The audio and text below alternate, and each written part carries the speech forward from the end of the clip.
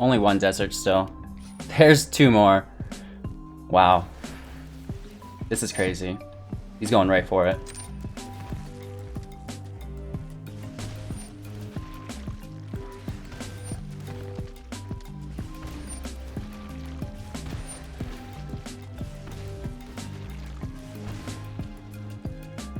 We have 6 damage in hand.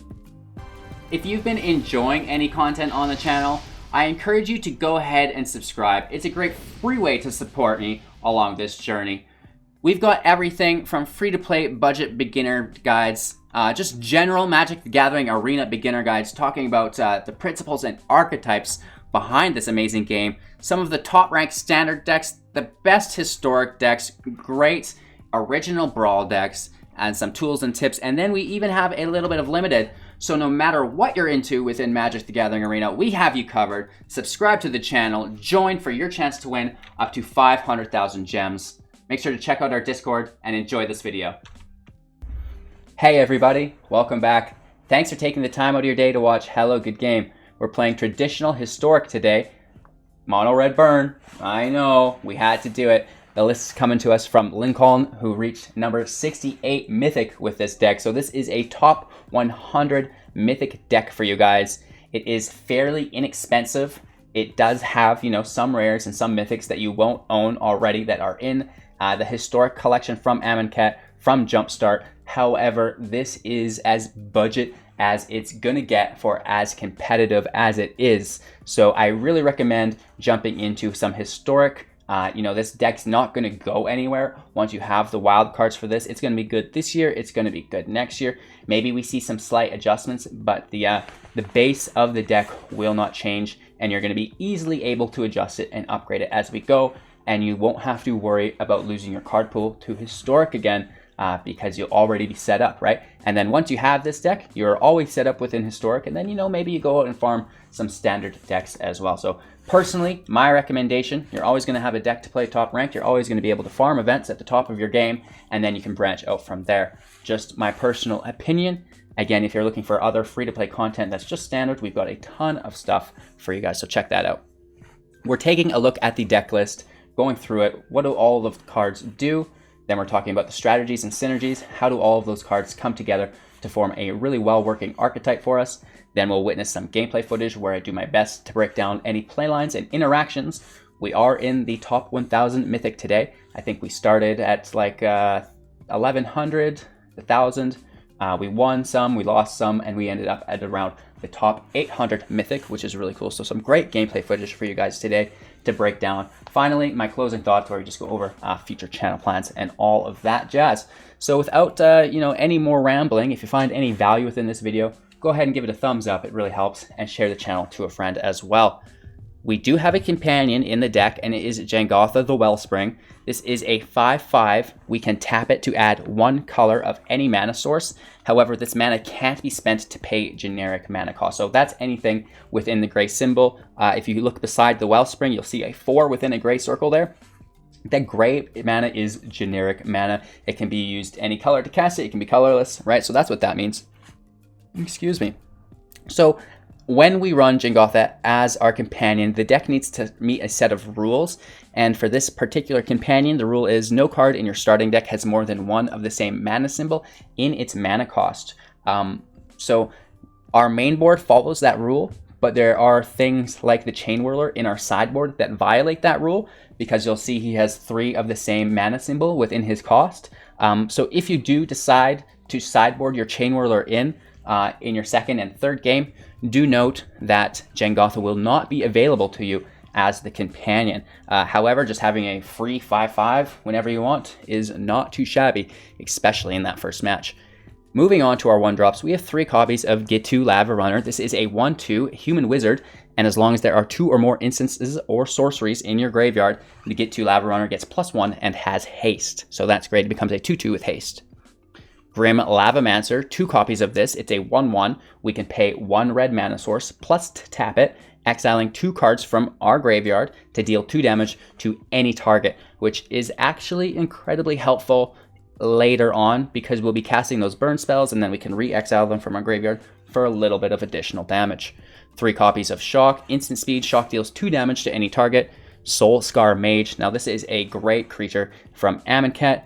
It is a rare, keep in mind, one of the more expensive cards to get, but it really brings the deck together. It's a 1/2 with prowess. If a source you control would deal non-combat damage to a creature an opponent controls, put that many -1/-1 counters on that creature instead. So that's really good. It will help you destroy creatures with indestructible, right? Because creatures with indestructible can't survive having a negative life effect or negative toughness. So if you can get them to a -1/-1 effect, it will die rather than just dealing 3 damage, taking it to 0, for example. Anywho, those are our 1-drops. Let's kick off our 2-drops. We've got 4 copies of Viashino Pyromancer, a 2/1 wizard. When it enters the battlefield, it deals 2 damage to target player or planeswalker. Wow. Thermo-Alchemist ×4. Human Shaman, no wizard here, keep in mind. A 0/3 with Defender. We can tap it to deal 1 damage to each opponent.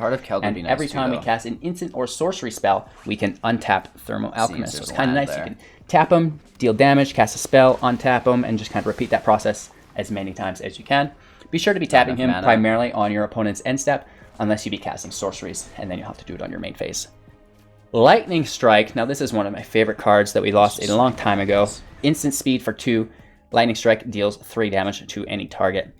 Into our 3 drops, however, we could start out with the Spectacle feature of the deck. So whenever you've dealt damage to an opponent this turn, you get to pay cards Spectacle costs rather than their converted mana cost. So regularly, this card, Light Up the Stage, costs 3. However, if we've dealt damage to our opponent this turn, we just get to cast it for 1, the Spectacle cost. Exile the top 2 cards of your library until end of your next turn. You may play those cards. So you get them for that turn, and then you get them for your next turn as well. So it's a great way to find land, find a little bit more burn. It's basically like a nice draw spell. You're not drawing the cards, they go into exile, so it can still take place when things like Narset is on the field to limit your draw. So a great card, Light Up the Stage, that we are seeing cycle out within the rotation in September. My favorite card within the deck, Rampaging Ferocidon. We've got 2 copies of this main board. It's a 3/3 with Menace. Players can't gain life. Now, that's just amazing for a mono-red deck, right? That's our whole get, is to get that life total down to 0 as quickly as possible. And now, if they can't gain any of that back, it's only going to take so long. Whenever another creature enters the battlefield, Rampaging Ferocidon deals 1 damage to that creature's controller. So that'll affect us and our opponents, so take note of that. 4 copies of Skewer the Critics, also with Spectacle. Skewer the Critics deals 3 damage to any target. This is sorcery speed, so it's not quite as good as something like Lightning Strike or Wizard's Lightning, but nonetheless, 3 damage for 1 on your own turn is just fine by me. 4 copies of Wizard's Lightning. This is an instant. This spell costs 2 less to cast if you control a wizard and the deck's stacked with them like we've seen. Wizard's Lightning deals 3 damage to any target. 2 copies of Hazoret the Fervent. This is a 4-drop legendary creature god, a 5/4 with indestructible and haste, which is great. Hazoret the Fervent champion can't attack or block unless you have fewer than 1 card in your hand, or 1 or fewer, I should say. We can also pay 3 to discard a card and deal 2 damage to each opponent, so that little bit of extra chip damage there as well for 3. Not a good mana conversion, but better than nothing, right? And that is a repeatable offense if we have the cards to discard. It's not tapping her or anything there. These spells are accompanied by 17 mountains and 4 copy of Ramunap Ruins. Ramunap? This is a desert, which we've seen come back into the game. Field of the Dead is also a desert. So we can pay 5 total, basically 4 plus tapping it. So, basically 5.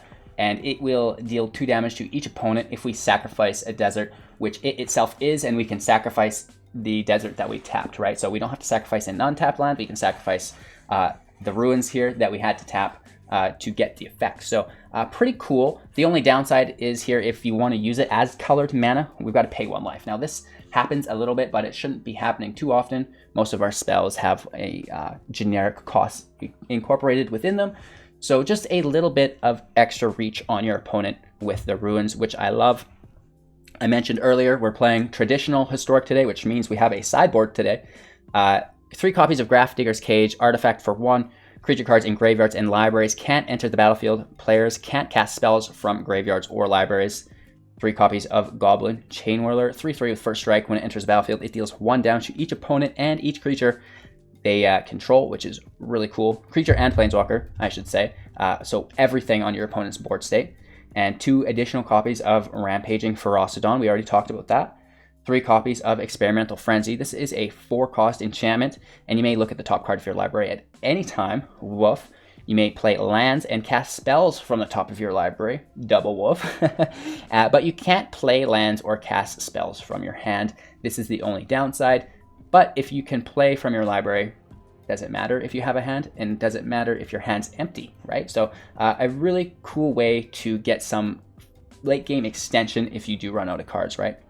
We've also got 3 copies of Chandra's Incinerator, 6/6 with trample. It costs 6 organically, however, X less to cast, where X is the total amount of non-combat damage dealt to your opponents this turn. And whenever a source you control deals non-combat damage to an opponent, Chandra's Incinerator deals that much damage to target creature or planeswalker that player controls. So a great big body that we're easily able to cheat out for a very low cost via all of our non-combat damage. So that's the deck list. Let's break down some of the strategies and synergies now. I mean, it is a mono-red burn deck. I would be inclined to say that there's not a ton of them involved. However, I started playing Magic with mono-red. I've been playing red burn decks for a very long time, so it's almost like second nature to me. And that's why I say that mono-red aggro is for dummies. And I find that that's kind of a pattern that's repeated within our little community of Magic the Gathering, is that people that say that often started playing red, so they've got a better grasp on it and they think it's really easy. Whereas someone who started playing Control, who's always played Control, feels the opposite way, right? So personally, I think this is a very easy deck to play. You play your permanents, you turn them sideways, and you smash your opponent down to 0. I think where the strategic plays come into it is within the sideboard, but we're going to get there after. First, let's break down the main board. We want to deal as much direct damage to our opponent as possible while managing our attacking lanes. And you have to make a decision at some point whether you're able to do that. Am I able to remove all of his creatures from the board state effectively without burning my hand out and allow these attackers to get through onto his health points? If so, go for it. If not, if he's playing Elder Gargaroth and stuff that you're not going to be able to... Elder Gargaroth might be a bad example because you definitely need to use 2 spells on that because you cannot leave that on the board state to get to mono red.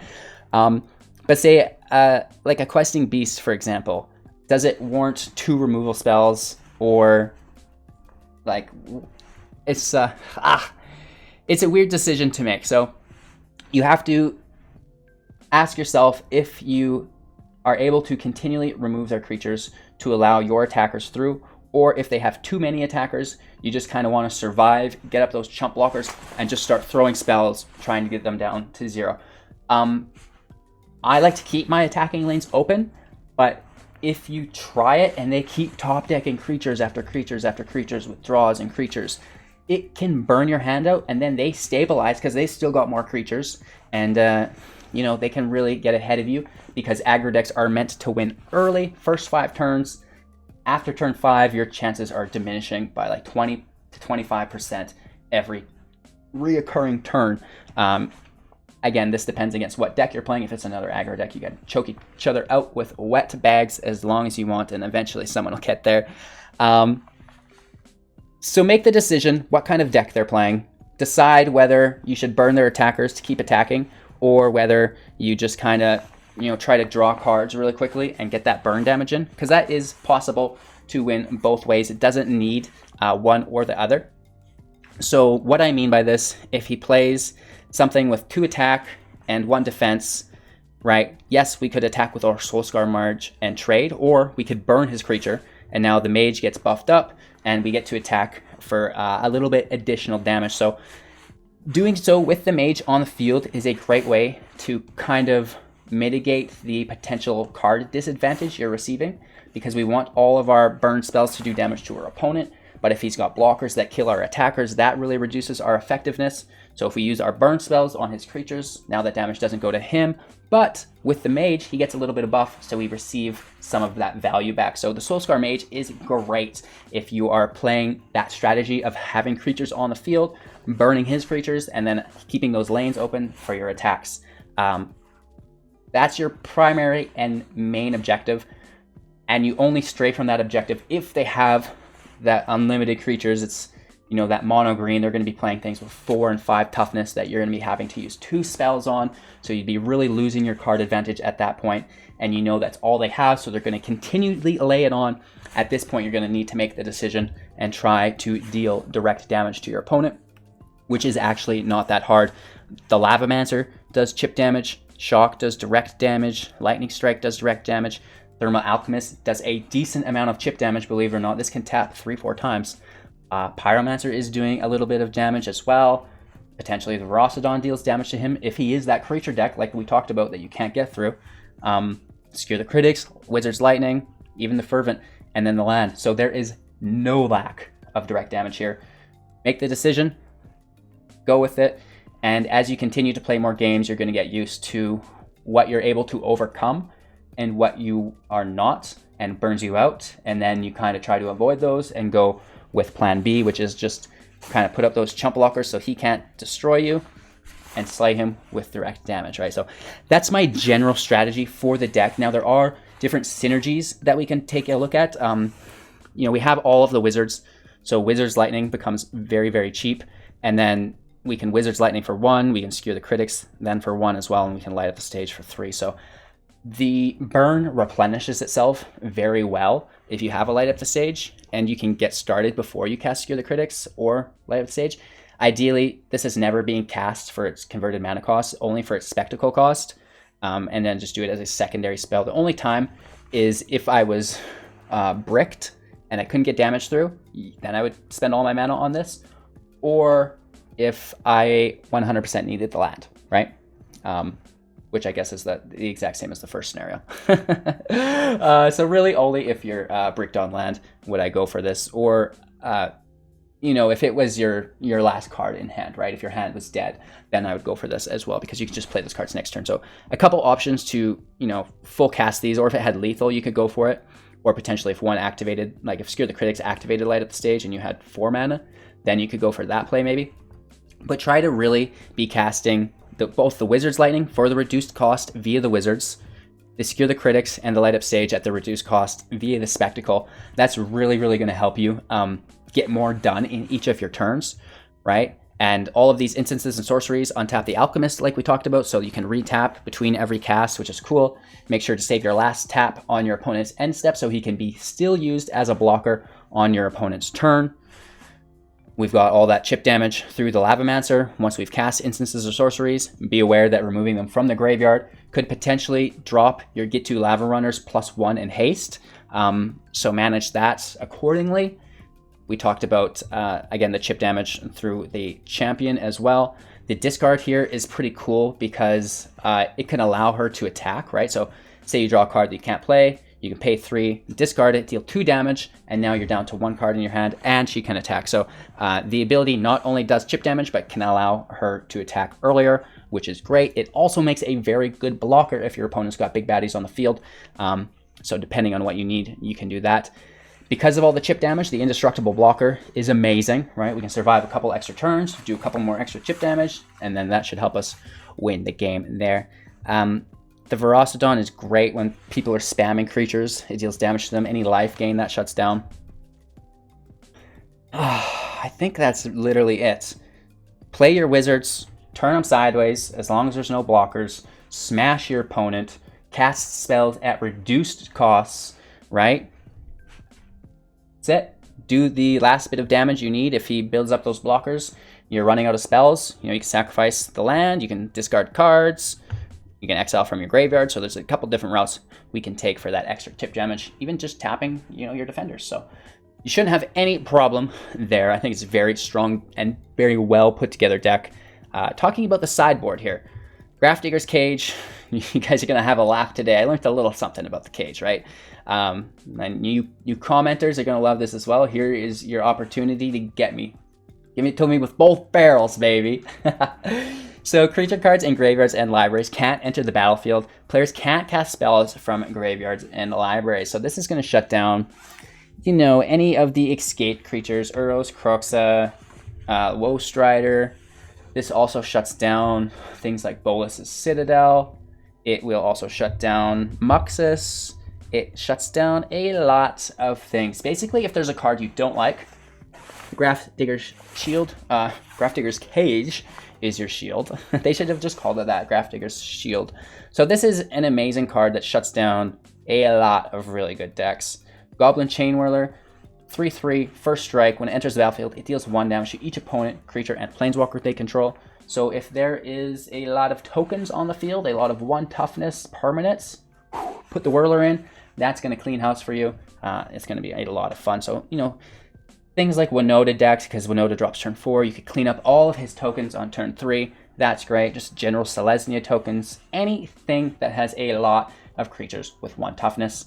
Chainwhirler is your boy. You can double drop it to do 2 damage, but that's going to take 6 mana and might not happen because we want to close the game out before then. 2 extra Rampaging Ferocidons. You know, this is amazing in a field of dead deck. Just makes it an almost unwinnable situation for them unless they're removing your creatures. Experimental Frenzy. This is great if your opponent has some form of hand hate, if you are running out of cards in the match, if it's going longer than you want it to, right? If it is going into turn 5, turn 6, you know, then the Frenzy is really going to provide a lot of value and become similar to Bolas's Citadel, but just for red, a little bit cheaper. And the only holdup is the lands. You can't play 2 lands per turn, and there's no way to do that with this deck. So you can use your Light of the Stage to potentially draw those away. However, I would rather have the chance to drawing 2-3 cards than being stuck at 1 regardless, because you will always get 1 anyways, right? So Chandra's Incinerator, this is great if he's got those blockers, those creatures that we need to get around, right? If they're not really big, especially. We can cheat it out early if there's no removal. It's a 6/6. We can refocus our direct damage to our opponent, and now our Incinerator basically just copies the value of that card to deal it to a creature. Have the Soul-Scar Mage on, and then Indestructible is not a thing either because of the -1s. So really, really cool combo with the Incinerator and literally everything else within the deck almost. So as far as the individual matches go for sideboarding, my main strategy that I try to get across for everyone is, what kind of deck was it? Was it a creature-based deck? Was it a non-creature-based deck? That's the first question, right? And then I ask myself, what kind of problems did we have with that deck? If it was a creature-based deck, what kind of creature-based deck was it, right?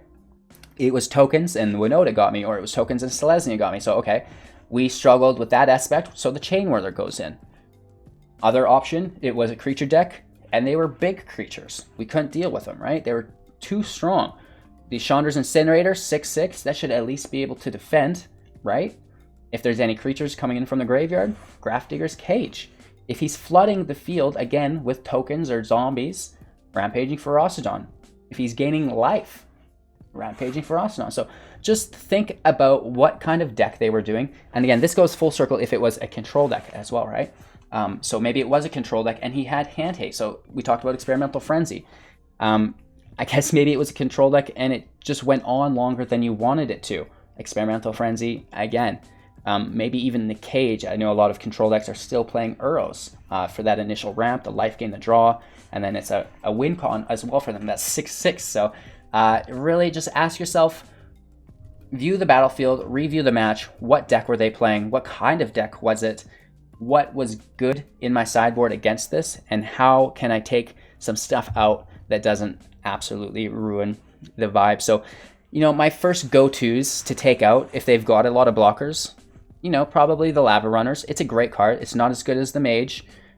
So if they've got defenders, my Lavarunner probably leaves as well, right? And then we can put in something for that. So take in what you can stand to lose and put in, you know, some goodies. If he was a control deck and there's no life gain that you see and there's no creatures, The Ferocidon's a really good thing to sub out, right? And, you know, maybe we put in something like the Frenzy to get those longer games, or the Cage to shut down his Earl. You know, you can sacrifice a little bit of the burn because there is a lot of it. So you can trim a Skewer, you can trim a Wizard's Lightning. I would leave Light of the Stage and trim that last if you still had to, but I really like the potential draw because the burn's no good if it's in your deck. The Light of the Stage is always good, even if it cycles through lands, right? So general sideboard, what was good against him, what was bad against him in both your main board and your sideboard, and you switch the two. Easy peasy lemon squeezy, right? So that is the general deck guide. I hope I did at least a semi-competent job explaining that to you. I know I probably oversimplify mono red, and that's on me. My apologies. However, this is a strong deck. It's a good deck if you're looking for something to play. What do we have? 2 mythics, 4 rares, 8 rares, 10, 11, 14, 17, 8, no, we counted those, 20, 23 rares and 2 mythics for a top competitive mythic rank deck. That's not that bad, honestly. It's pretty good, and you could get away without Jegantha. That is just there for spice. You could trim it down there. You could play this deck in best of 1, and now you've just eliminated half of the rares incorporated within the deck, right? So I think this is a great spot to start. If you want to play Historic, you still want to be competitive, you're looking to spend your wildcards on things that matter, that aren't going to leave. I know rotation lasts a full year, and that's a long time to think about. You're like, oh, I got a full year, I don't care. Until next year hits, right? And then you think, oh my god, all my cards that I spent all that time and effort farming, they're leaving. So don't be scared of Historic. Yeah, there's a lot of crazy stuff in there. I'm not going to deny that. But this is crazy too, right? This is powerful, and you can win a lot of games with this quite quickly. You can farm the events and go from there. So it's great to at least have the specific tool in the shed if you want to do a job, right? It doesn't mean you have to play Historic every day, but you have it. It's there when you need it, and this is as good as it's going to get. So thank you for watching, you guys. Before we get into today's gameplay footage breakdown, we're going to talk about my schedule every morning. 6 a.m. on YouTube.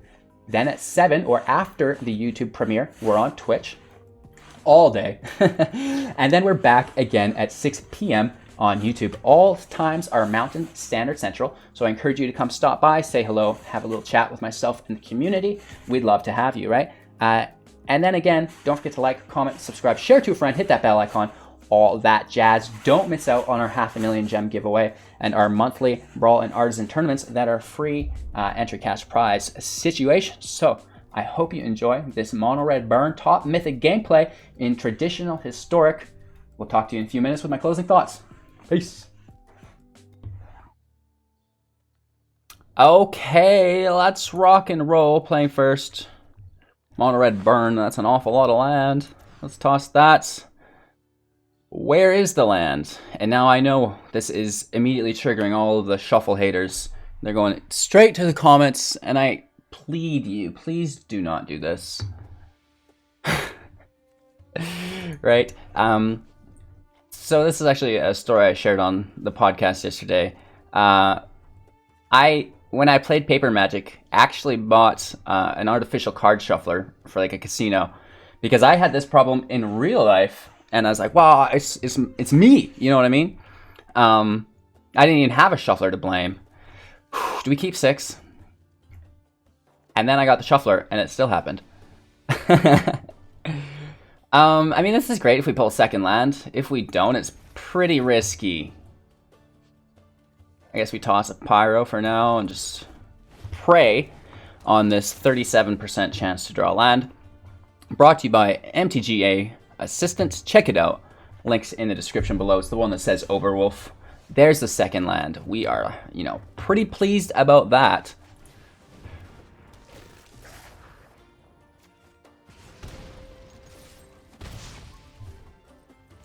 We don't want to really play into a Cry too hard though, or an Extinction event, something like this. We do have 1s and 2s, and it looks like he's something else entirely. Let's scoop that up before it gets out of hand.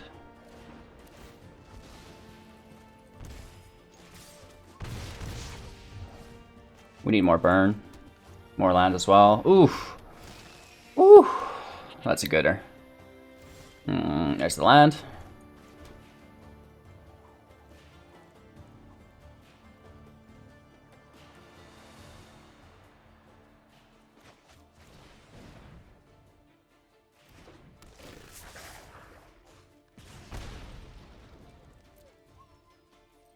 Trying to trade with the Woe Strider here.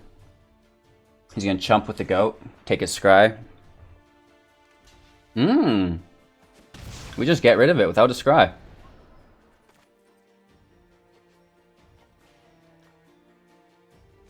I'm gonna keep this Lavamancer in hand.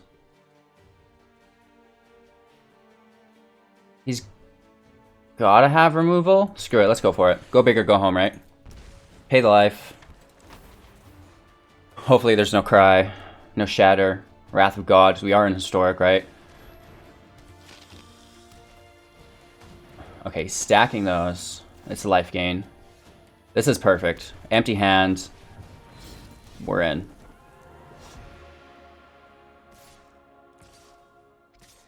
Let's just go all in. He's got nothing that threatens us. He just gets the chump blocks. Alright, down to 7. This is good, these Blood Artists. Again, we need to avoid a field wipe. Big time.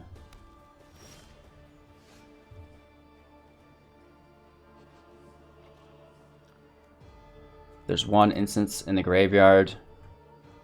We're gonna put another there.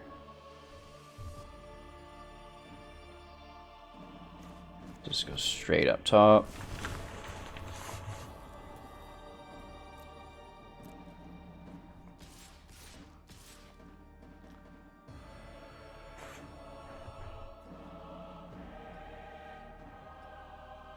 We are doing 4 damage, and then this is the other 2. Hopefully, if there's no removal.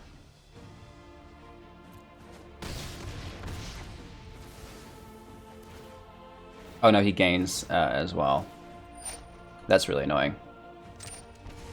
And they stack on each other. Gross.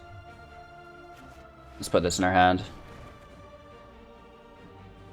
Again, we still need to avoid a wipe. He's really been able to hold on and just like slay us. Bola Citadel, he's down to 8. I don't mind. How much damage is he really going to do? Right? The Goose, right? He's paying life for this. Paying life for the Druid. Paying life for the Llanowar Elves. Nice. And then Collected Company. So we know what's happening, and now if I were him, and this is good advice for you guys watching, if it gets to the point where you know you're not winning, I had no idea he was playing Collective Company. Was not in my realm of possibilities. Now I know he's playing Collective Company, and I know I need to look out for it. Right? So we got these Blood Artists in there. Just classic jazz. So let's look at our own setup here. Look at the top 6 cards of your library. Put 2 creature cards from the into the battlefield.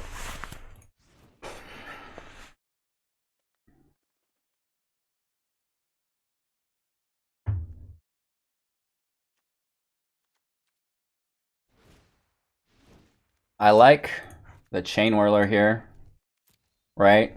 1, 1, like these Blood Artists are 1s, 1s, couple 2s, but I really like that aspect.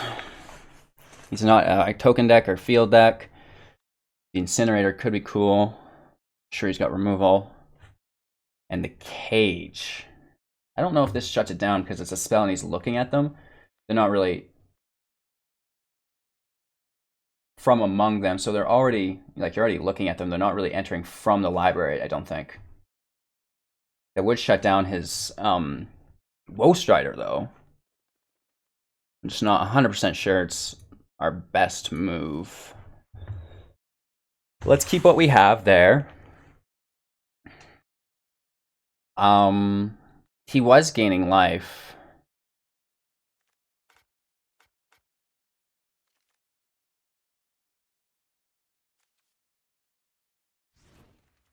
Let's drop a few Alchemists. And, you know, I guess one of these Pyromancers. I don't want to change the top end too much. 10 seconds.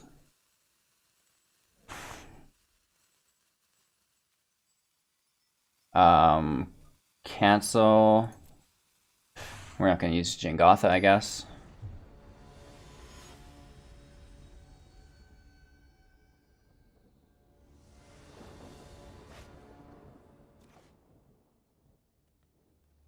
Two land. Fairly low to the ground hand.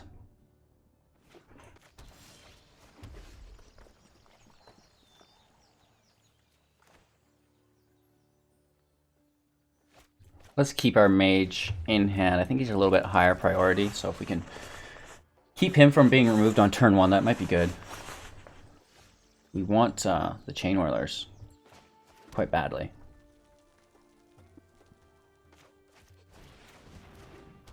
And we also need to avoid that field wipe.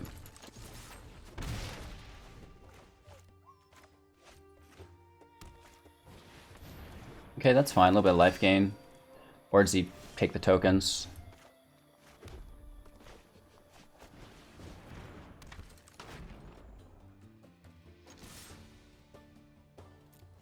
Let's just go for it. We have to get out of the way anyways, so it is what it is.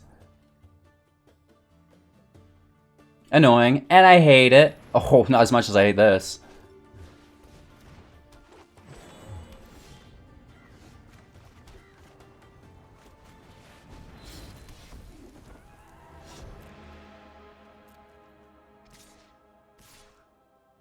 You could double block.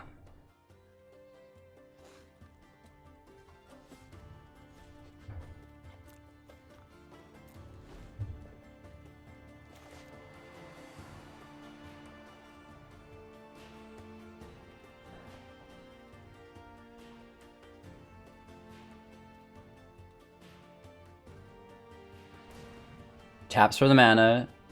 Needs to play second creature. Oh, he uses his Phyrexian Tower. Nice. So he's in his Citadel with 21 life left. Not good.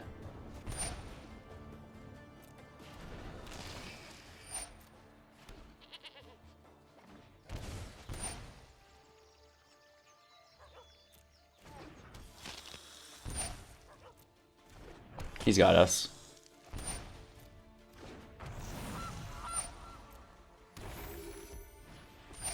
Right, he only needs to sack 10 permanents with this.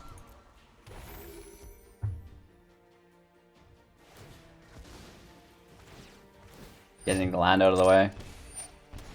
It's a cool combo.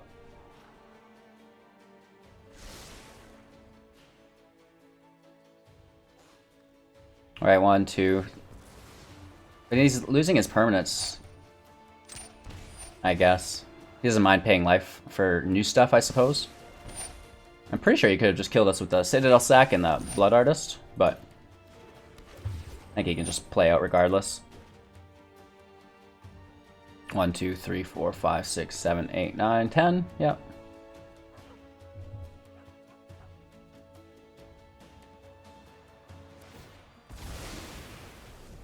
$20 damage.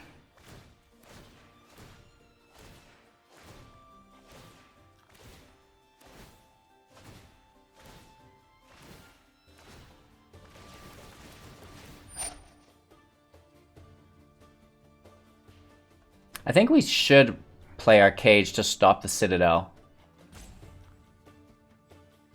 Right?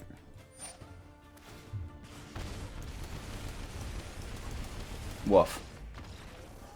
That was with the Cruel Celebrant too. That's like 30 or 40 damage. That should help us.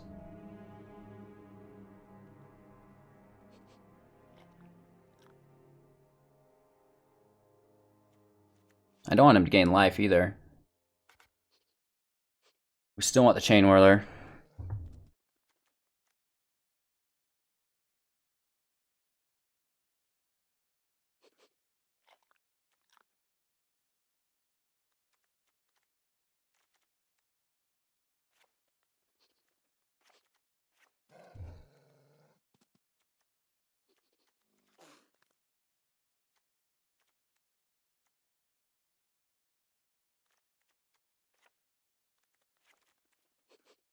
It is what it is.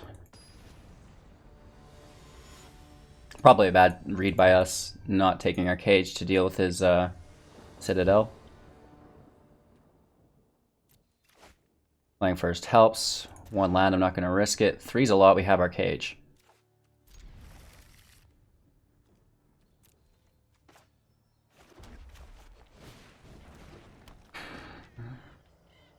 Your go.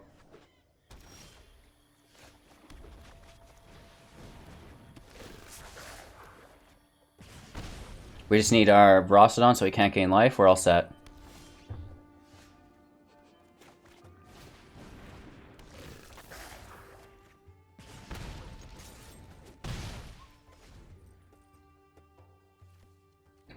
Eight damage in our hand.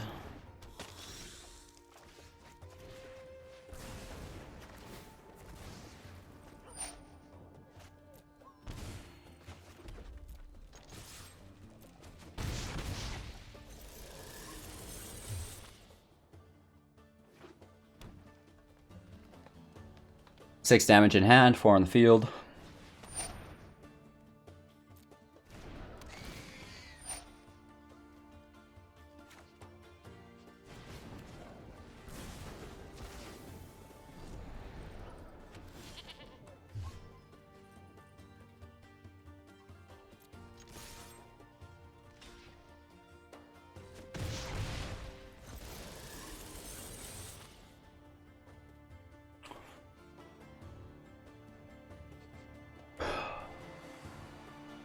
I want to go for it.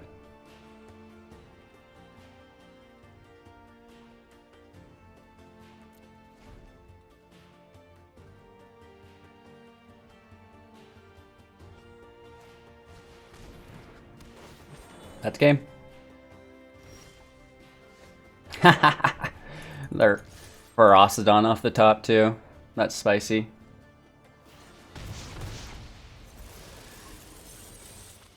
So we get real close. This should seal the deal. Right, we're within 1. He plays a creature. That gives us lethal. And he just can't handle it because of those 6 sideboard plays. Choot choot! Okay, we're gonna play first. 2 lands. A lot of creatures here.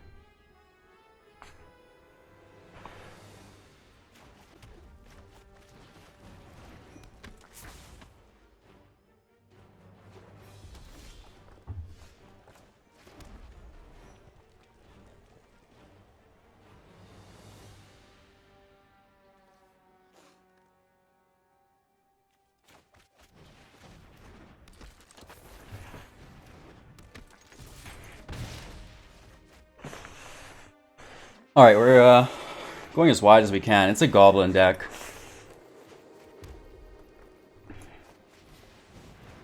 He can block us really efficiently. He can buff his goblins up off the top. If we pull a land, that's best for us. And then we can start attacking. We need him to not pull a land. Oh! War Chief for haste. This is really good. This actually shuts down his Krenko and stuff. And we already have all of our creatures out. He needs to remove that.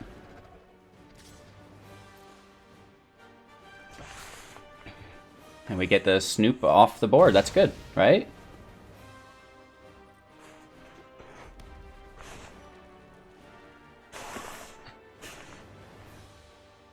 He needs to remove the Ferocidon.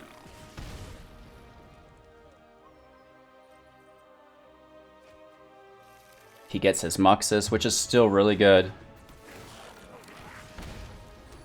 Down to 15. This Ferocidon might be what saves us. Just get lots of chump blockers out as well.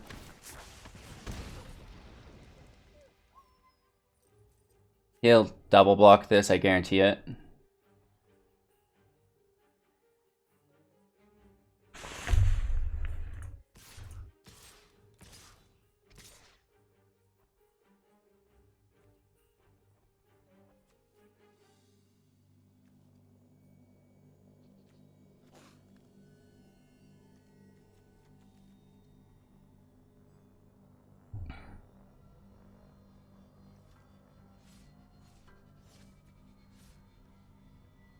We need to block.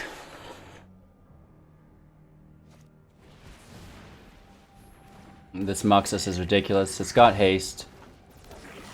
He only pulls 2, which is good for him. One of them makes a 3rd.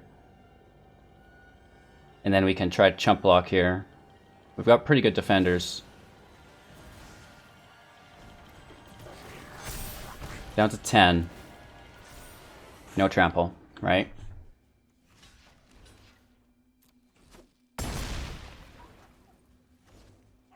We need a land.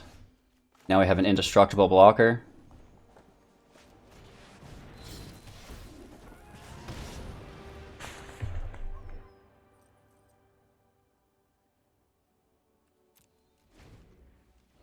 This is not good. We may chump block Muxus and try to take out the goblins that buff him. Right, the +1/+1 effects. No attacks. Down to 8. We need some burn off the top here.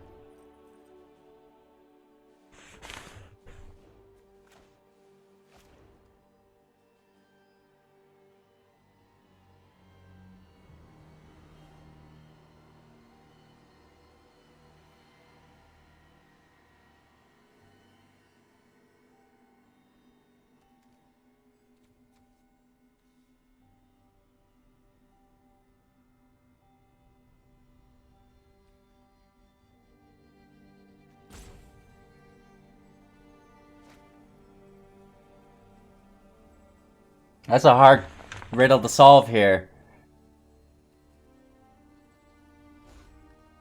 I think we just pass. Oh no. That does not help.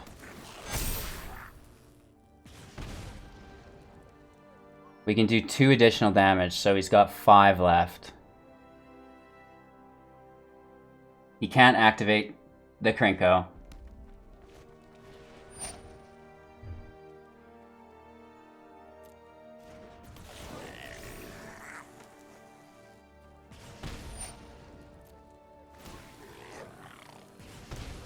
Down to 5. If he overextends, the menace could kill him. Right? It's too much math here for me to do. Oh, he's going all in.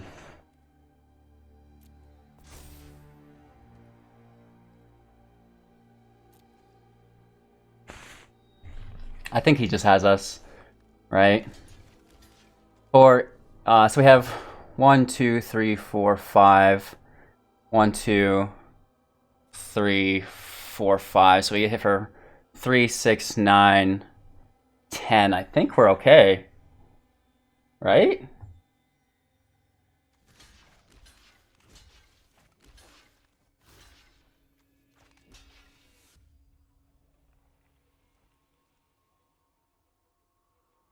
There's nothing that we can have this Ferocidon survive with, hey?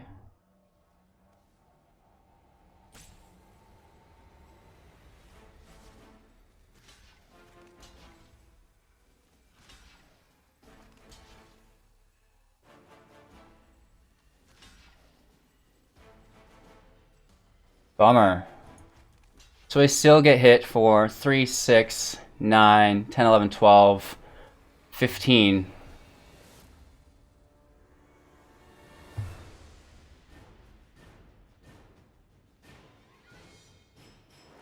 No trample. He can activate his Castle Embereth. Okay, I see, I see.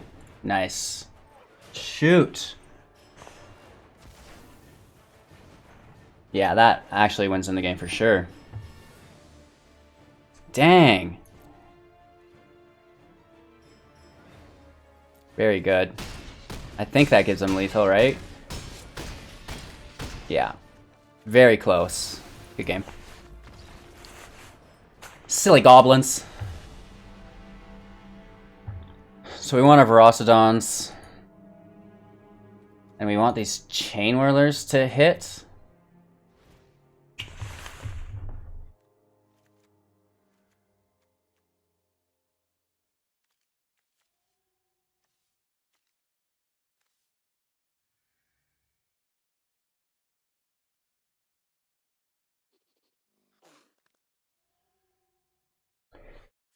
I don't think the cage shuts down Muxus because he's revealing them, then playing them. It's not like the Citadel where he's just playing from the top.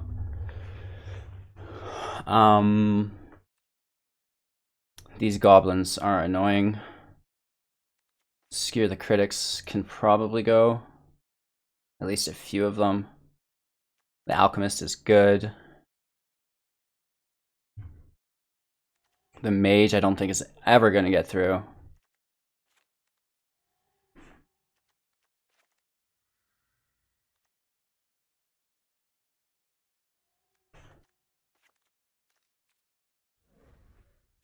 We lose Jegantha. Cage does stop Muxus. The more you know. That's one thing about Historic is the meta is a little bit more to learn. Let's mulligan this. This is great.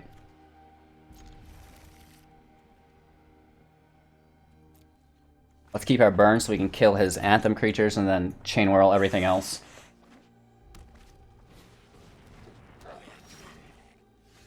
That's great too, if we can pull that third land.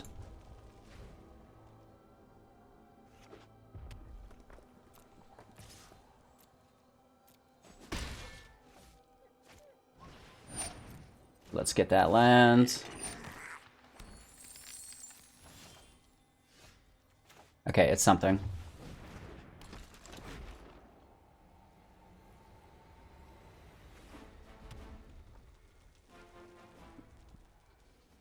One, two. Okay, so we have to remove that.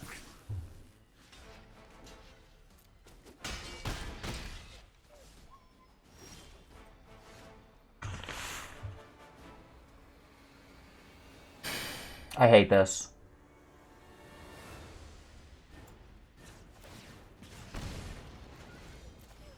We need a land.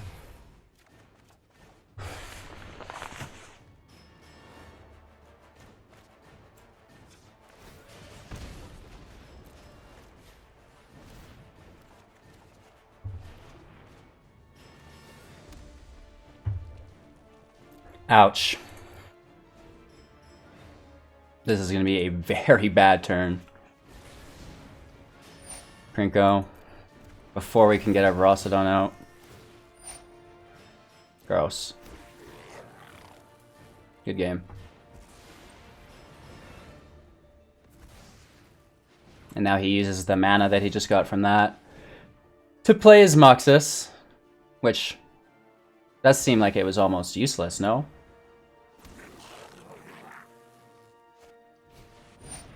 I guess.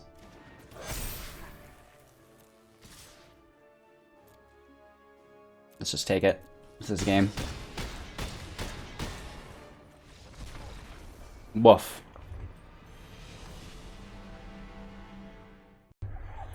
Alright, so the more you know, Cage stops Muxus, right? This is what I'm here for, you guys. If we're not winning, we're learning. And that's what it's all about. So, this is a weird start, but let's get our mage in play. Hopefully he continues to play slow and we can smash for a heavy hit off the start. Right, we can even remove something.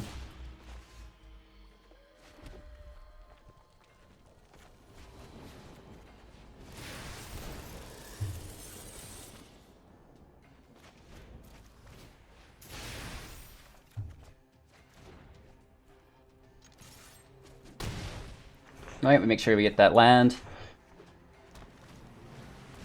Okay, it's a field deck. So we're looking to sub in our Chain Whirlers, our Ferocidons again.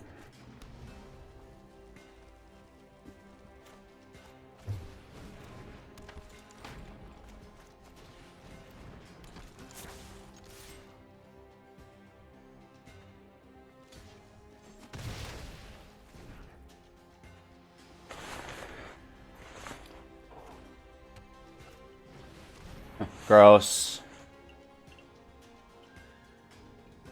I don't think he controls 3 or more deserts, though. Not yet.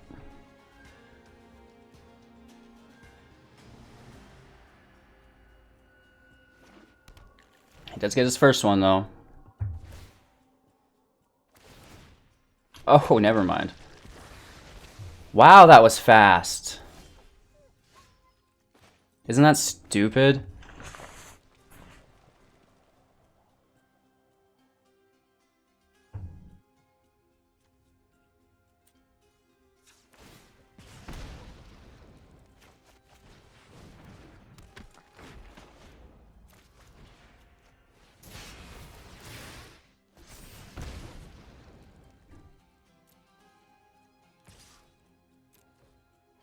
Who cares if he double blocks?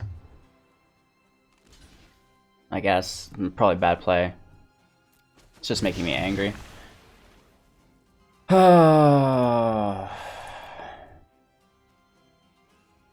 Right, we've got 3 damage in hand. Down to 8.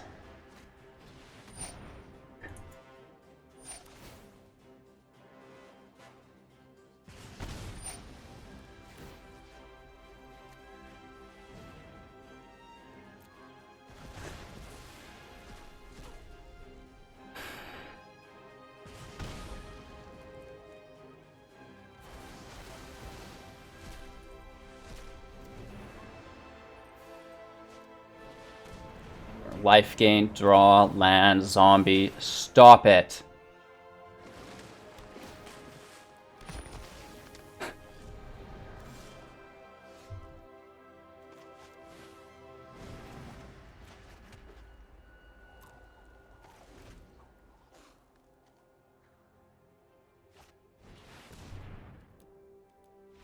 Good game. Alright, let's try to sideboard against that.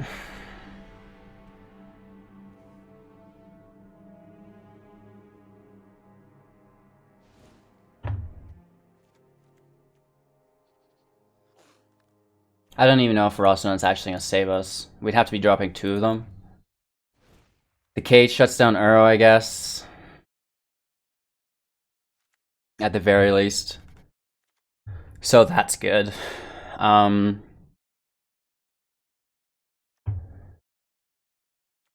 I'm not sure how many hits our Pyromancer is going to get through. But then either our Lava Runner won't either. The trample could be good, right? The big body.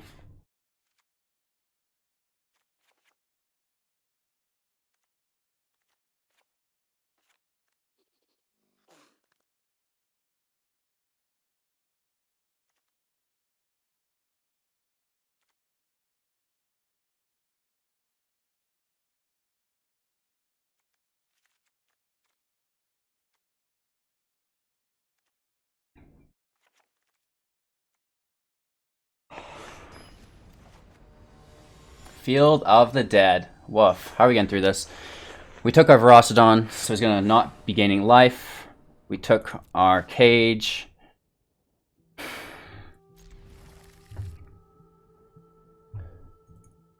I don't know.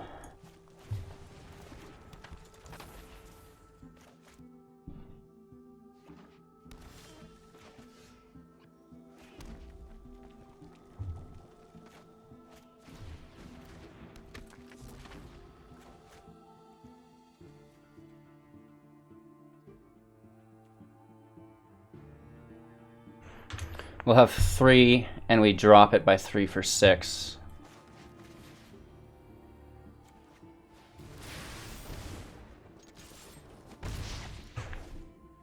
Just get that extra damage in while we can.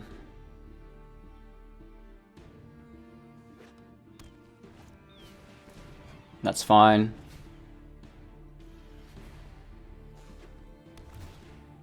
Life gain sucks, whatever.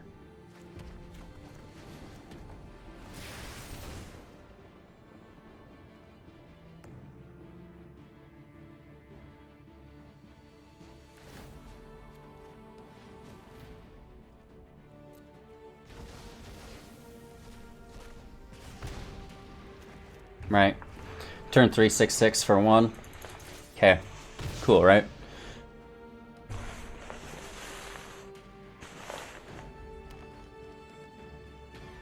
He'll have to take a turn off of ramping to remove it.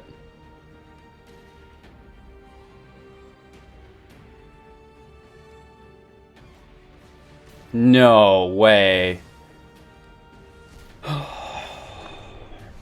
This is good. It's got haste. Just as good. That's great.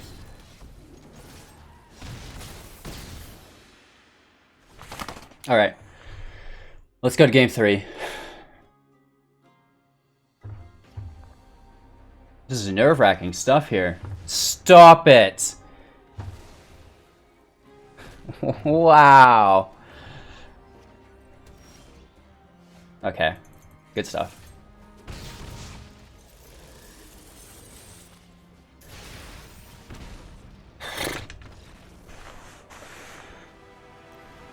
I think we got lucky there.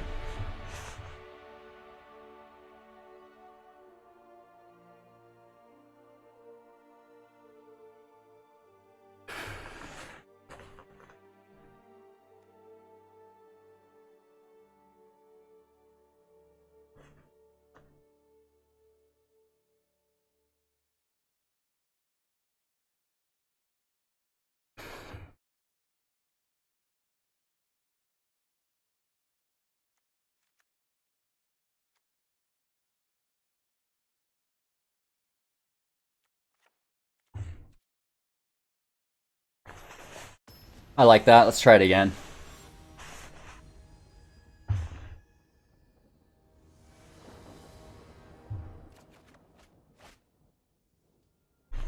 That's a lot of land. We have our cage.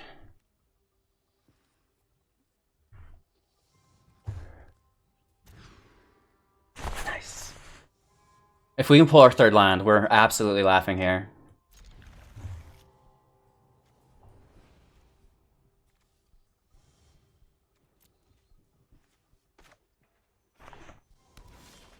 There's our third land. He starts out with his field.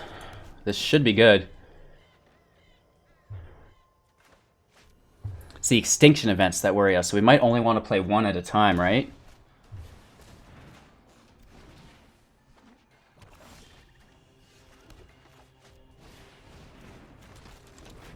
That's probably smart. Let's not play 2 of these Ferocidons at once. We know there's going to be an extinction event.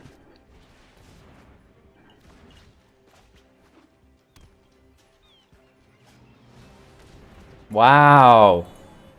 He's already got one out. 1, 2, 3, 4, 5, 6. No. Next turn, though. Close.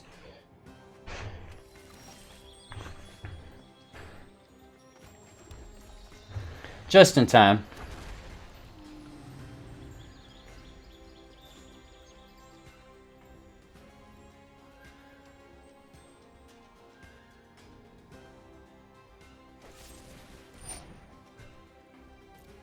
There's the act. He can still play these lands. That's so annoying. We have a second.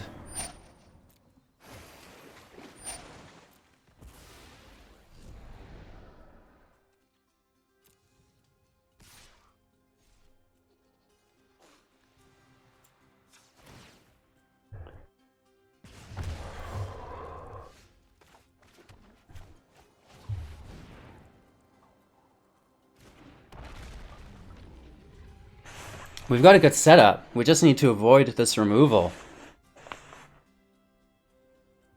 No way. I hate when they target your stuff.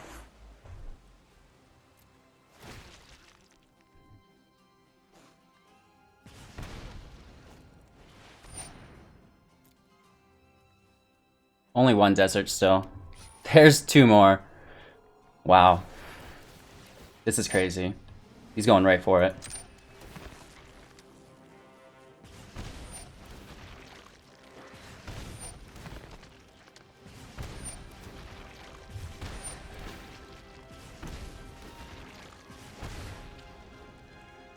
We have 6 damage in hand, 7 total.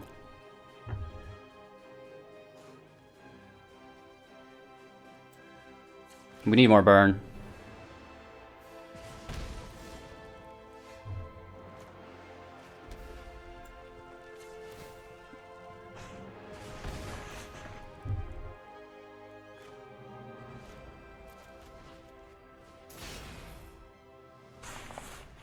Right?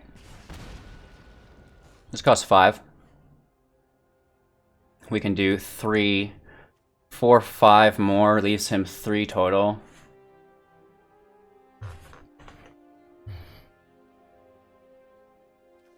We can do all that instant speed though as well.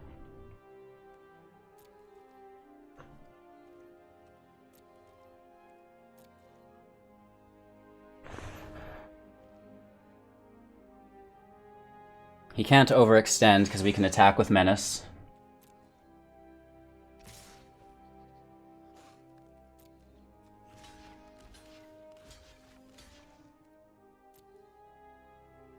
We take 11.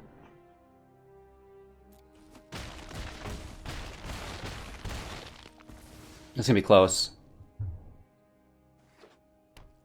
The land, it wins us the game.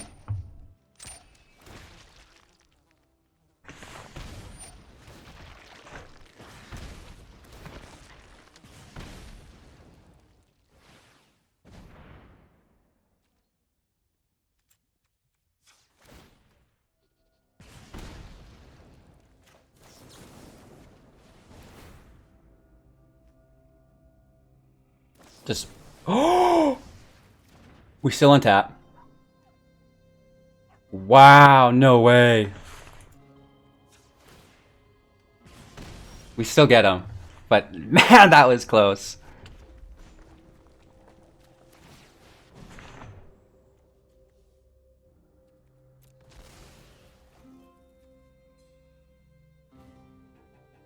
Whew. If you're wondering what that land was for, there you have it. Alright, so we got 1 loss followed by 2 wins. And even with that positive ratio, we're still not where we were, right? That's pretty cool. But again, top 1,000. Pew pew! Alrighty.